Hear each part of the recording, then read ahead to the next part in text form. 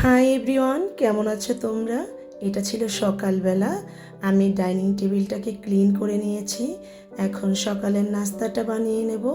তো মুন্সিগঞ্জের ঐতিহ্যবাহী খাবার খুদের ভাত, তার সাথে ভর্তা হবে না তা তো হয় না। তো আজকে খুদের ভাত করেছি আর দুপুরের জন্য মাছ ভেজে নিচ্ছি। যেহেতু রুই মাছ সবাই ফ্রাই খেতেই পছন্দ করে, এজন্য ফ্রাই করে নিলাম। আর এটা হচ্ছে লাউয়ের বিচি দিয়ে শীতল চাপা শুটকি দিয়ে ভর্তা। এই ভর্তাটা আমাকে আমার হেল্পিং হ্যান্ড শিখিয়েছিল। অ্যাকচুয়ালি আমি এটা করতে পারতাম না, লাউয়ের বিচি যে খাওয়া যায় সেটাও আমি জানতাম না। তো এই ভর্তাটা অনেক মজার হয়, তোমরা করে খেয়ে দেখবে। একটু তেলে ভেজে নিলেই হবে। আর যেই যে উপকরণ ভর্তায় দিতে হয় ওগুলো দিলেই হবে, রসুন, পেঁয়াজ, মরিচ এই। আর আমি অফ ক্যামেরাতে আলু ভর্তা করে নিয়েছি আর ডিম ভাজি করে নিয়েছি, কারণ যেহেতু কলেজ যেতে হবে এজন্য আমার একটু আর্লি উঠতে হয়। প্রতিদিন আমার 4টা বাজে উঠতে হয়, নামাজ পড়ে একদম আমার সব কাজ রেডি করে রাখতে হয় দুপুরে লাঞ্চ পর্যন্ত। তো আমি এখন নাস্তা করে চলে যাব কলেজে। 1 কাপ চা নিয়ে চলে গেলাম কলেজে। তো কলেজের ক্যান্টিনে হাঁটছিলাম আর চা খাচ্ছিলাম। আর তোমাদের কিছু জিনিস দেখাচ্ছি। যখন স্টুডেন্টরা থাকে না, মাত্র কলেজের সব স্টুডেন্টরা ঢুকবে, ওই অবস্থায় দেখো কলেজটা কি পরিমাণ নীরব হয়ে আছে। আর কলেজের আমাদের বলতে পারো যে কলেজের ভেতরে যেমন ফুল তেমন ফল, মানে কোনোটা আল্লাহ পাক কম দেয়নি, মাশাল্লাহ বলবে সবাই।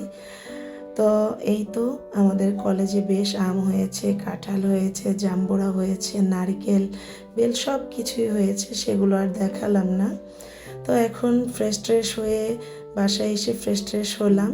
এটা ছিল দুপুরের লাঞ্চ। আজকে আমি রান্না করে গিয়েছিলাম গরুর মাংস আলু দিয়ে পাতলা ঝোল, আর ছিল লাউ শাক চিংড়ি মাছ দিয়ে, আর লেবু আর নাগামরিচ আর ভাত। তো খাওয়া দাওয়া শেষেই ভাই 2টা মুরগি দিয়ে গেল। আমার ভাই হচ্ছে তার নিজের পালা মুরগি, তো মাকে 2টা দিয়ে গিয়েছে, সেটা এখন আমি ক্লিন করে নেব। আর দেশি মুরগি খাওয়ার মজাই আলাদা। এই তো মুরগি 2টা আমি এখন ক্লিন করে তোমাদের সাথে বিকেলের নাস্তা বানানো দেখাবো। কারণ অনেকে ভাবে যে ফিশ ফিঙ্গার বানাতে হলে যে কোনো মাছ দিয়ে বানানো যায় না। অ্যাকচুয়ালি পাঙাশ মাছ দিয়েও ফিশ ফিঙ্গার বানানো যায় যদি তুমি বানাতে পারো। আর আমি এই ফিশ ফিঙ্গারটা বানানোর জন্য পাঙাশ মাছের যে পিঠের অংশ কাটা ছাড়া সেটা নিয়েছি, আর তার সাথে হলুদ, মরিচের গুঁড়ো, আদা রসুনের গুঁড়ো, বারবিকিউ সস আর ফিশ সস, আর ছিল রেড চিলি সস, লবণ, এগুলো দিয়ে একটু তেল দিয়ে নিবে, তারপর এটাকে ম্যারিনেট করে রাখবে।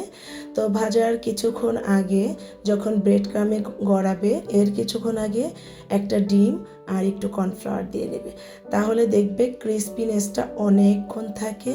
তো আমার তো তেলটাও গরম হয়ে গিয়েছে। এই তো ফিশ ফিঙ্গারগুলো দেখো কত লোভনীয় হয়েছে। আজ এই পর্যন্ত, আল্লাহ হাফেজ।